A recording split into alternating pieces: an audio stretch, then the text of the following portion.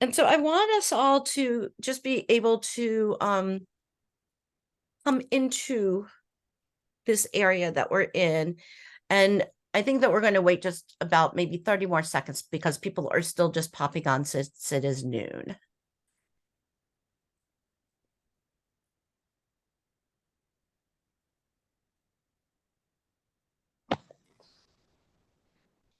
Can you repeat cameras on? Oh, yes. I was going to say if it is at all possible, we would love to have your cameras on so that we may see you and create community here. We do understand though, in some circumstances you can't have your cameras on.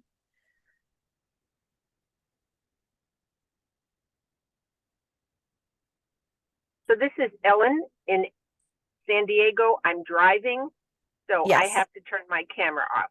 And please be safe as you're driving. Thank you. You're welcome.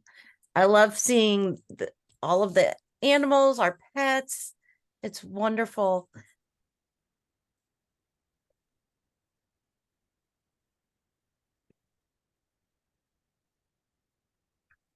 So I want to take us on a little bit of a journey today. And I'm going to ask that if you feel comfortable to close your eyes as we are all together here in this amazing URJ small congregation, medium congregation, large congregation space.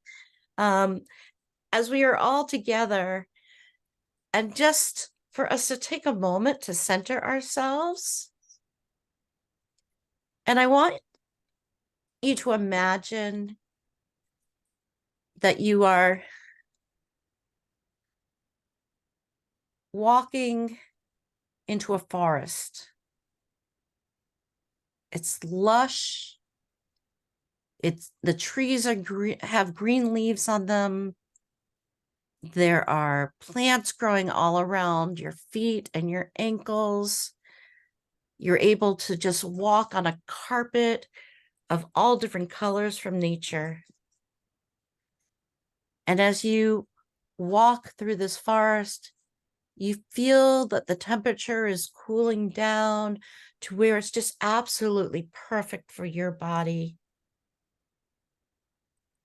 And as you continue to walk on, you see up ahead a body of water as if it's an oasis right there in the middle of the forest. And so you stop and you look into the water from the edge and you see your reflection. And you see that you are wearing a white robe, a white kittle, a holiday robe, high holy day robe. But you see that it's kind of dingy. And so you take it off and you rinse it off in that body of water in front of you. And you take it out and hold it up, and instantly it's dry. And you also see that it's sparkling clean.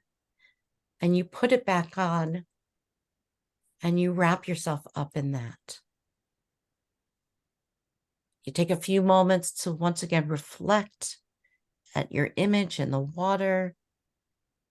Now you see yourself in a brilliant light, a light that is glowing, a light that is transforming your image into connecting you to all parts of creation. And you take a moment to take an internal photo of it and tuck it away in your heart, tuck it away in your nefesh, in your soul. And then you turn around and you walk back out of the forest. And now I'm going to invite you to open up your eyes. This is a meditation that actually appears in the Talmud. It is about preparing oneself for the high holy days. And it really could be any color robe. I just happen to choose white since that's the color that I wear on the bima. But it's about us being able to look inside of ourselves as we do cheshbon hanefesh, as we take an inventory of our soul, of last year's actions, and we contemplate what it is that we've done, where we've been, and where we want to go to. And being that we are literally just a few days away before Rosh Hashanah, before Erev Rosh Hashanah,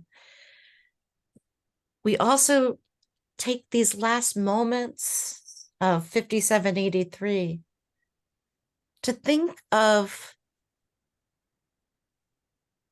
the other situations in which we need to do teshuvah, in which we need to return to the values of Torah and to God, and to also turn to contemplate who we've been in this past year and who we wish to be in 5784.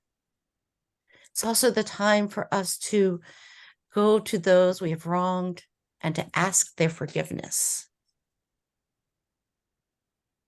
And the Talmud teaches us that we have to have kavanah, intention, when we are asking for the forgiveness.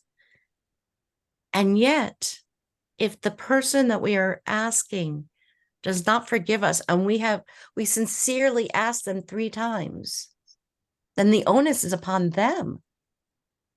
We have done the work that we needed to do during our cheshbon hanefesh, during our inventory of our soul. And that's the point at which we're allowed to walk away from it and leave it, just like we left that forest behind us, but that we can walk away with a cleansed nefesh, with a cleansed soul, and head into the new year. And one of the tools that we have at this time of year to help us wake us up to what's happening in our lives is the shofar, is this one. And also, I want to share another one with you. This one. Because this shofar actually is now being blown by the 4th generation in my family. Oh, wow. It was my grandfather's, who was a chazan in Sunnyside, New York, after my dad's family was able to escape from Poland and Russia. And he gave it to my father. My father, when I became a rabbi, gave it to me. And I have now passed it to my older son, who blows the shofar when I blow mine, that I found in Jerusalem during my first year of rabbinic school. And the reason why I want to share this with you is because at this time of year, it's not just about the prayers that we're going to be saying, but it's how we take the time and we take our memories, and we have our memories with us as we go through the beginning of the new year and into the rest of the year. For some of us, those memories are going to be beautiful. And the customs that have been passed down to us, we pass down or we share with others. For others, those memories might be painful, and we need to figure out what to do with them. And the shofar is supposed to be what wakes us up, both with the good memories, the bad memories, and to point us forward into this year. Because the shofar is supposed to be something that gets us in our kishkis, gets us in our gut. that it is a call to us. And it says, wake up, the time is upon you. And so I'd like to try to be a little interactive here in our very sacred Zoom room right now and ask you all, what is it that you need to be woken up to or for this year? What is it that you want to either leave behind or something that you want to do differently in the year to come? Or what is it that you're going to take with you that maybe you just haven't really been thinking about? But now that the time is here, the time of apples and honey and time of sweetness and of being written into the book of life metaphorically. And what is it that the shofar represents for you, that call, that piercing? What does it represent to you? What does it make you think of? And so I'd like to open it up to you all, if anyone would like to share. For me, it's the stunning sound that reaches me. Not that it's a beautiful sound, but it's piercing. Beautiful. Thank you.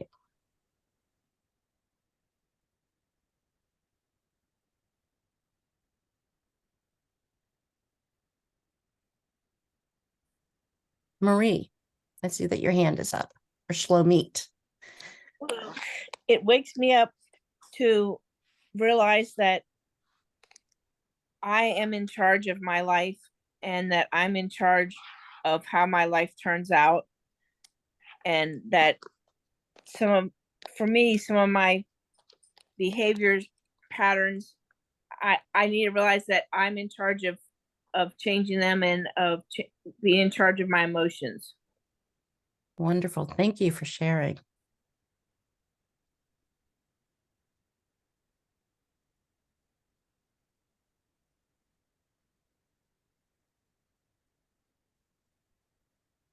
Yes, Betty.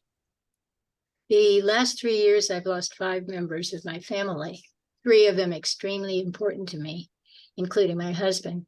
And so I've been in this kind of protracted period of grief, and to a certain extent, being angry at God as well. Mm-hmm. And what I want this shofar to do is to break that and let me be free and let me love again and be happy again. Thank you. My heart goes out to you. Thank you. What a beautiful means of using that sound of the shofar, that piercing sound. And you know what? It's okay to be angry with God. It really is. The language that we use during this time of year often is quite, there's times that we're frustrated with God, times that we're loving God, and times that we are angry with God. And that is allowed. And so thank you for being so honest about that.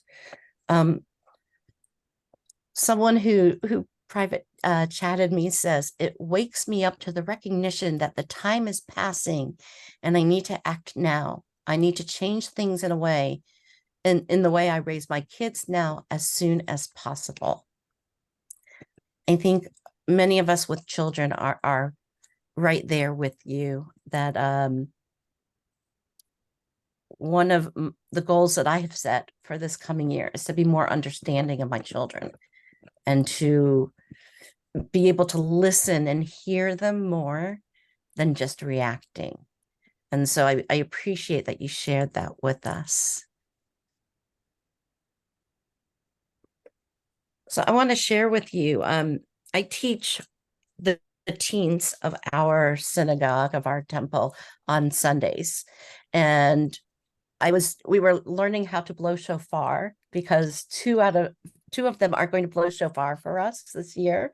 We actually will have 3 teens and a dad up on the bima who will be blowing shofar. And the reason why we're inviting these teens is so that in the years to come, as they grow older, they'll be able to teach others. And before they leave for college, we'll have a few more years of them blowing shofar, and truly Lador Vador, from generation to generation, that way. And what these teens said yesterday was that the shofar is calling, it is waking them up to the idea that they need to be more involved in the world and not just in their lives. That they need to take advantage of opportunities in our city, and in any city in which you're living, but to volunteer, to help others, to not be so insulated, and to also to go where they may not be comfortable. In other words, because during COVID we were all home and surrounded within the safety of our home, they're in high school, they're getting out there, they're starting their activities again, and yet they're not going much beyond school or home or temple. And so they were saying that they want to take this opportunity to like really reach out into the community and to get involved again. I thought that was really beautiful. What a great way of using the shofar call. So I'm going to play the shofar for you now. And just in case, because Zoom is sometimes temperamental with hearing the shofar, just in case you can't hear it directly from me, I do have it recorded and we'll be able to play that for you afterwards. And so the blessing that we say before shofar, hearing, and actually the blessing is for listening and for hearing. Just like in Shema, we use the word shamoa in the blessing. And that blessing is that we're thanking God for being able to listen to and to hear the call. Baruch atah Adonai, shomea kol teruah amo Yisrael barachamim. Blessed are you in our lives, Adonai. You hear with love the shofar, true voice of your people Israel. Tekiah.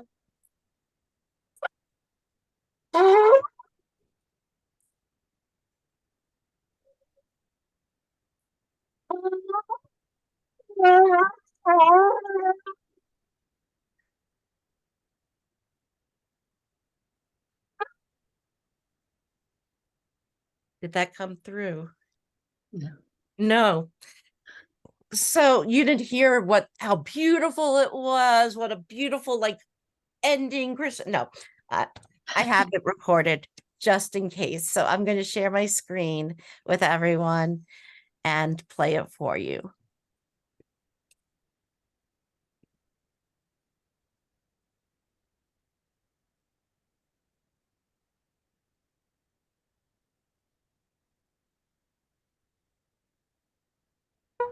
Tekiah Gedolah.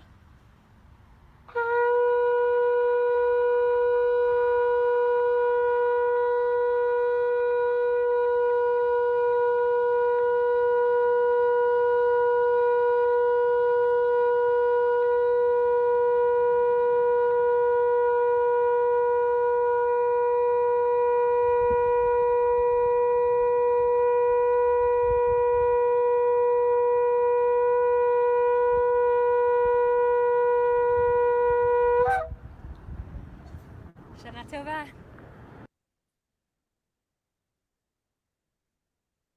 And so just as you were wished Shana Tova at the end of that recording, I too, for all of URJ, all of our congregations, just everyone, want to wish you a Shana Tova Mituka, a very happy and healthy new year of 5784. May we all be written into the book of life.